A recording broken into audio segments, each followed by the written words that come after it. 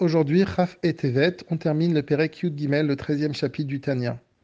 Une fois qu'on a bien compris le niveau de Benoni, c'est-à-dire que c'est quelqu'un qui a encore en lui une Nefesh Abahamit, seulement grâce à l'impact de sa Torah et Mitzvot, qu'Akadosh Baruch Hu vient aider le Nefesh Elokit à prendre le dessus, maintenant on peut répondre à la première question, qui donne d'ailleurs le nom du Sefer à Tanya, puisque Tanya, on enseignait dans la Maseret Nida qu'on fait jurer une Neshama avant qu'elle vienne sur terre, soit un tzaddik et ne soit pas un rachat. Et si jamais tout le monde voit en toi un tzaddik, alors sache que tu es Keracha, comme un rachat. Aujourd'hui, Rabbi Shlomo Zalman veut nous dire que ce serment veut dire qu'on ne doit pas se considérer rachat, mais doit se considérer Keracha, comme un rachat, c'est-à-dire on doit se considérer comme un Benoni. En d'autres termes, le serment, c'est comme ça. C'est que si une personne arrive à faire en sorte que toute sa journée, toute sa vie, elle soit dédiée à Kadosh Baruch Hu, que sa pensée, parole, action, tout ça c'est pour Akadosh Baruch Hu, que il peut lui arriver chas v'shalom que quelques hirurim, et encore, malgré tout, même si c'est des hirurim qui lui viennent, il va les chasser. Alors il pourrait se tromper, puisque tout le monde voit en lui un homme saint, et tout le monde pense que c'est un tzaddik. Alors on lui dit, fais attention, ne pense pas que tu es arrivé au niveau de tzaddik, la nefesh abamit est toujours présente en toi, tu dois toujours combattre et ne te laisse pas aller, parce que sinon le nefesh abamit va se réveiller. C'est comme si elle est endormie. Ensuite, Rabbi Shlomo Zalman va répondre à une autre question.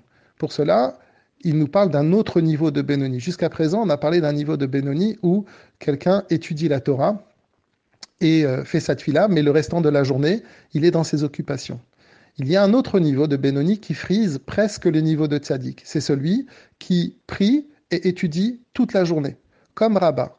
Rabbah, il n'a pas laissé une seule seconde dans sa vie sans dire Torah et Mitzvot. Et donc, lui a pu penser de lui-même qu'il était un Benoni, parce que justement, il était dans un niveau où il était toujours dans Torah et Mitzvot. Il s'est dit, bien, oui, je n'ai pas, Chas Shalom, de Hirurim, et je n'ai pas de mauvaises pensées. J'ai un amour, il avait un amour pour Akadosh Baruch Hu d'une dvékout énorme. Mais tout ça, c'est parce que je suis dans Torah et Mitzvot toute la journée.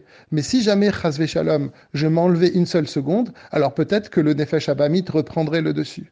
Et donc, justement, on peut comprendre maintenant l'erreur, le faux jugement sur lui-même de Rabat, parce que la différence entre ce niveau de Benoni-là et le niveau de Tzadik est très, très, très fine. Rabbi Shlomo Zalman va terminer le Pérec en essayant d'expliquer un autre sujet.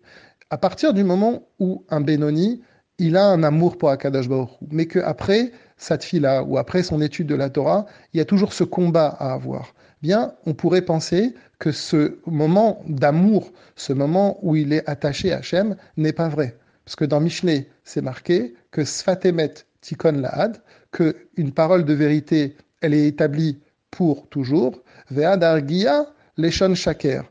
Et les choses qui sont momentanées, eh bien, ça, c'est un mensonge. En d'autres termes, c'est quoi la vérité? La vérité, c'est quelque chose de continu.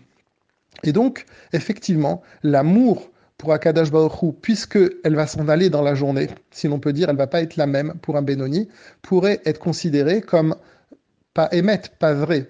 Et là, Rabbi Shlomo Zalman veut nous dire que non, pas du tout. Bien que, effectivement, cet amour n'est pas comparable à l'amour qu'ont les tzadikim pour Akadosh Baruch Hu, mais à son niveau, l'amour qu'un Benoni a pour Hachem, la Ahava, eh bien, elle est vraie, elle est émette. Pourquoi? Il explique parce que justement, en fait, la vérité, c'est quelque chose qui est toujours continu. En d'autres termes, un tzaddik, lui, n'a pas besoin de forcer.